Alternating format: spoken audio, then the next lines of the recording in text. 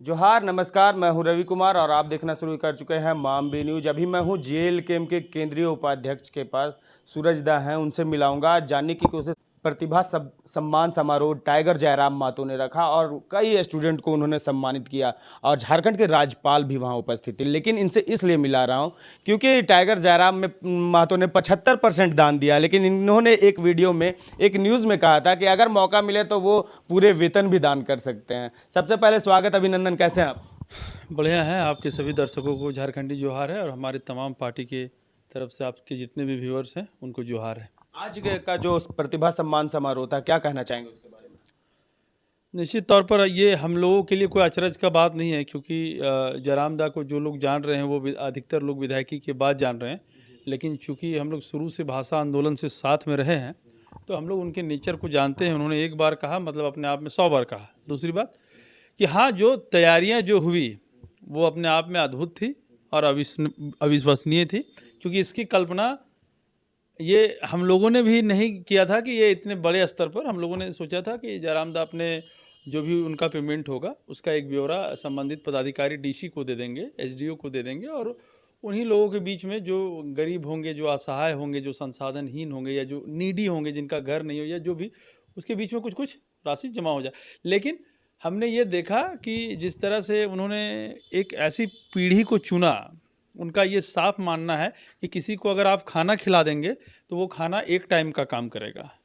किसी को अगर एक आध कमरा अगर दिला देंगे तो मान के चलिए कि उसके लिए थोड़ा सा सॉल्यूशन हो जाएगा। लेकिन उनका जो व्यक्तिगत मानना है वो ये है कि अगर हम किसी को शिक्षा में धार दे देंगे तो उसकी पूरी पीढ़ी बदल जाएगी, उसका आने वाला जीवन कभी अंधकारमय नहीं होगा, या यूँ कहिए कि वो अपना रोटी कपड़ा मकान का व्यवस्था खुद कर लेगा। तो देखिए झारखंड में क्या है, अगर आप एजुकेशन को भी बांट दीजिएगा ना तो एक ऊपर वर्ग का एजुकेशन और एक नीचे वर्ग का एजुकेशन में बढ़ जाएगा। ऊपर वर्ग का एजुकेशन है जो एलीट क्लास के लोग हैं, जो अपने बच्चों को टेक्निकल एजुकेशन देते हैं, चाहे वो इंजीनियरिंग की बात हो, चाहे वो MBA मैनेजमेंट की बात हो, चाहे वो मेडिकल के क्षेत्र की बात हो। लेकिन जयराम दा ने उस संसाधनहीन लोगों को चुना जो आम एकदम सरकारी स्कूल से, जिन्होंने अपने जीवन में एक संघर्ष करके मैट्रिक और इंटर में जिस तरह से उन्होंने लड़ाई लड़ के टॉप किया है, उन लोगों को चुना। और मैं जानता हूं, क्योंकि वो इसी पृष्ठभूमि से आते हैं और वो जानते हैं कि सरकारी स्कूल का भी क्या हाल है। तो उसी में उन्होंने, समझिए कि जख्म में एक मरहम लगाने का काम किया है, और बच्चों को लैपटॉप हो या टैब हो या और भी चीज़ जो बच्चों को प्रोत्साहित करे भीतर से। और एक आम बात नहीं होता है। देखिए आज की तारीख में अगर आपका बच्चा टॉप कर जाए तो घर के अगल बगल वाले लोग जलन से भी उसको प्रोत्साहित नहीं करते हैं, क्योंकि किया तो फलानवा का बच्चा किया ना।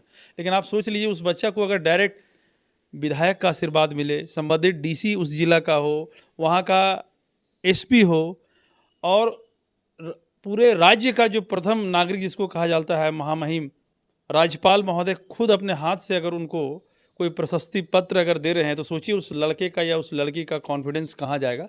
तो जयराम दा ने बिल्कुल सही वार किया है, समाज के उस वर्ग को वार किया है और उस एलिमेंट पर वार किया है जिसमें बदलाव आने से मैं समझता हूँ पूरे परिवार में बदलाव आएगा। और मेरा भी यही मानना है कि किसी को 2 टाइम खाना देने से अच्छा है कि उस परिवार में शिक्षा दे दिया जाए। एक बार शिक्षा अगर बेहतरीन आ जाएगा तो उस परिवार को फिर कहीं भीख मांगने का जरूरत नहीं। तो निश्चित तौर पर डुमरी वासी और डुमरी के बच्चों के लिए आज ऐतिहासिक दिन रहेगा। और मैं ये भी कहना चाहता हूँ आपके चैनल के माध्यम से, बच्चे बड़े होंगे, सक्सेस होंगे, तो इस दिन को जरूर उससे जोड़ पाएंगे कि आज मैं डॉक्टर हूँ या इंजीनियर हूँ या आज मैं IAS हूँ, IPS हूँ। तो वो जो विधायक जी का एक दिन जो हम लोग को पुरस्कार मिला था, वो हम लोग को बड़ा ही आत्म मनोबल बढ़ाने वाला दिन था। शायद बच्चे अपने जीवन में इस तरह से इस दिन को याद करेंगे। जी, ये क्षण तो सच में स्टूडेंट के लिए बहुत अद्भुत दिन था, क्योंकि राज्यपाल खुद से और टाइगर जयराम मातो जी 81 में अभी सबसे पॉपुलर विधायक में कोई हैं तो टाइगर जयराम मातो हैं। लेकिन एक बात सूरजदा आ रही है, आपके विरोधी ये प्रोग्राम खत्म नहीं हुआ और दूसरी तरफ कहते नजर आ रहे हैं कि वो वैसे बच्चे को चिन्हित करके चुने हैं कि जो उनके संगठन से जुड़े हुए थे। नहीं, ये गलत बात है। गलत बात इसलिए है क्योंकि कोई अंक है, कोई नंबर है, वो ना ही जाति देख के आती है और ना ही कोई पार्टी देख करके आती है। ठीक है, वो जो अंक है, जिन्होंने बच्चों ने, जयराम दा ने क्या कहा कि टॉप करने वाले, तो इसका मतलब यदि कोई विरोधी बोल रहा है कि उनके अपने पार्टी के हैं तो वो अपना मार्कशीट लेकर के आए, अगर उनसे भी टॉप होगा तो उनको लैपटॉप मिलेगा। अगर भाई आप विरोध कर रहे हैं तो आप उतना अंक या उतना मार्क्स लाने वाले बच्चों को तो लाएंगे कि नहीं लाएंगे सर्टिफिकेट के साथ? आप उसको लाइए उस पर। देखिए इसमें हम नहीं चाहते हैं कि इसमें हम लोग समय बर्बाद करें, कोई और अच्छे मुद्दों पर बात। टाइगर जयराम महतो की तरह अब दूसरे विधायक भी देखा देखी करने लगे हैं, जैसे आप मांडू विधायक को ही ले ले, बहुत ज़्यादा चर्चा में रहते, कुछ दिन गालियों में भी सुर्खियों में रहे थे, टाइगर जयराम महतो को उन्होंने गाली दी थी। तो क्या लगता है ये सब सीख लेनी चाहिए अन्य विधायकों को? देखिए मैं ज़रूरतें हर इंसान की अलग अलग है, सोच इंसान की अलग अलग है, किसी पूरे सृष्टि में हर इंसान एक जैसा नहीं सोच सकता। लेकिन मैं हमेशा एक बात कहता हूँ कि अगर आप पब्लिक डोमेन या सामाजिक जीवन में आप प्रवेश कर चुके हैं और जीवन आपका सचमुच में विधायकी और सांसदी है, तो मैं ये कहता हूँ कि आपका जीवन संसाधनहीन होना चाहिए।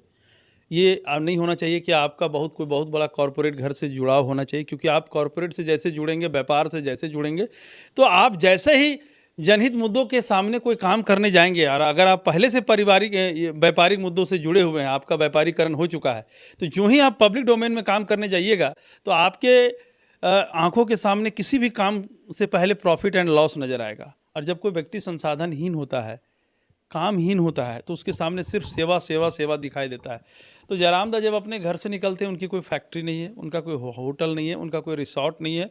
वो जब भी निकलते हैं घर से तो सिर्फ इस मुद्दे को लेकर के निकलते हैं कि मुझे पब्लिक को ज़्यादा से ज़्यादा कुछ देना है अपने विधायकी रहते हुए। तो जब ये भाव आपके भीतर आ जाए ना, तो वो आदमी समझिए कि अपने आप में संत हो जाता है कि हम चलिए ठीक है, जी रहे हैं, 2 टाइम का खाना। कहाँ ऐसा विधायक मिलेगा जी कि विधायक होते हुए ढंग का होटल में नहीं खाता, आज भी निर्भर है जनता का खाना से। माने वहाँ अपना विधायकी गिरी अपना फील्ड में है और कोई माँ बहन उसको दे देती है घर से। बड़ा सवाल है सूरज, अभी एक बात याद आ गई हमें कि जहाँ 75% लोगों को दान में दे रहे हैं, स्टूडेंटों को दान में दे रहे हैं टाइगर जयराम महतो, वहीं उन्होंने भाषण में कहा कि अभी भी आसमान से जो पानी गिरती है वो मेरे घर को छूती है। तो क्या टाइगर जयराम महतो अपने घर पे पूरी तरह से ध्यान नहीं दे पा रहे हैं, क्या करें? देखिए वो एक ऐसा चीज़ है कि रैंडम चेंजिंग इंसान की नज़र में या लोगों की नज़र में अच्छा नहीं होता है। देखिए अगर वो चाहते तो सैलरी से 5 महीना की सैलरी से अपना घर बना लेते या सब कुछ, या किसी, चूँकि आप जानते हैं कि जब कोई विधायक हो जाता है तो बिजनेस करने वाले या कॉर्पोरेटशिप का एक बड़ा इन्फ्लुएंस होता है, वो किसी को भी कह दे तो घर बन जाएगा। लेकिन बहुत इंसान में एक नैतिकता होता है।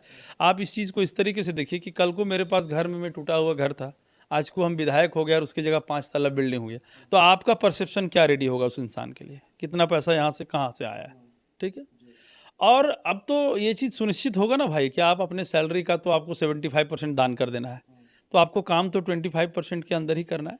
लेकिन फिर भी चूँकि माँ है, और एक माँ, मैं ऐसा मानता हूँ जब किसी का बेटा सामाजिक जीवन में या राजनीतिक जीवन में अपने आप को निछावर करता है, तो उसकी माँ किसी एक व्यक्ति विशेष की माँ नहीं रह जाती है। तो हम लोग भी जयराम दा को इस बात को समझाने का कोशिश करते हैं कि आपका निजी जीवन भी है, सपने आपके क्या है पता नहीं, लेकिन हर माँ बाप का एक सपना होता है। पिताजी दुर्भाग्य से नहीं रह पाए, और गौरव का विषय है कि झारखंड आंदोलनकारी भी थे, और जयराम दा जब भी बात बोलते हैं तो वो कशिश उनके चेहरे में रहती है एक पिता की ना होने की। लेकिन चूंकि हम लोगों के भाई हैं, हम लोग वो दर्द समझते हैं, लेकिन हम लोग भी उनसे अनुरोध करते हैं कि माँ का पीड़ा और माँ का जो दर्द है वो किसी भी जीवन, सामाजिक जीवन या किसी भी तरह के व्यक्तिगत अनुभव से या दायित्व से बड़ा होता है। तो माँ होती है, और माँ तो सबके लिए खास होती है। तो हम लोग भी चाहते हैं कि जयराम दा अपने निजी जीवन को भी देखते हुए, मान के चलिए संघर्ष तो रहा और बच्चे संघर्ष कर रहे हैं, तो हम लोग भी चाहते हैं कि कम से कम मोटा मोटी इतना तो सुख सुविधा होना ही चाहिए कि माँ को लगे कि मेरा बेटा भी कुछ किया। लेकिन संघर्ष को ही वो अपना साथी मानते हैं। दिक्कत ये है कि हम लोग क्या समझाएंगे, वो बोलते हैं कि संघर्ष है तो सुकून है, जिस दिन संघर्ष खत्म हो जाएगा तो सुकून खत्म हो जाएगा। 75% ये सैलरी चलती रहेगी दान में? निश्चित तौर पर चलती रहेगी। और आप देखिएगा कि हम तो बार बार ये चीज़ रिपीट कर रहे हैं ऑन कैमरा कि वो 75% महज कैलकुलेटर में आपको दिखता है। लेकिन जब वो विधायक नहीं भी थे तो उस समय, मैं आपको एक कार्यक्रम का याद दिलाता हूँ, वो हजारीबाग आए हुए थे, और जब हजारीबाग आए हुए थे जयराम दा, तो एक आदमी थे जो कि जा रहे थे, गाड़ी रोक करके और जयराम दा को लिफाफा दिए। तो लिफाफा, चूँकि हम लोग हजारीबाग में थे तो साथ में थे, तो उस लिफाफा में 20,000 रुपया निकला, और उस व्यक्ति ने अपना नाम भी नहीं लिखा था, सिर्फ उनको बोला था कि आप बढ़िया काम कर रहे हैं, ये मेरे तरफ से सहयोग है, रखिएगा, खाना खा लीजिएगा, या कुछ बोल कर कैसे मिठाई खा लीजिएगा। और उस लिफाफा में 20,000 था। तो सोच लीजिए, ये विधायक नहीं थे उस समय का ये हाल है। तो जिस इंसान का संघर्ष और प्रेरणादायी इस तरह से कहानी हो, लोग उसको चाहें, इतना पैसा, तो ये सब बहुत छोटा मायने है ना जी कि 75% देते। हम तो बोले कि कोई व्यक्ति को ज़रूरत पड़ जाएगा तो 100% भी कम होगा। ज़रूरत पड़ेगा तो QR कोड जारी कर देंगे, सब कार्यकर्ता से मांग लेंगे, झारखंड के लोग से मांग लेंगे।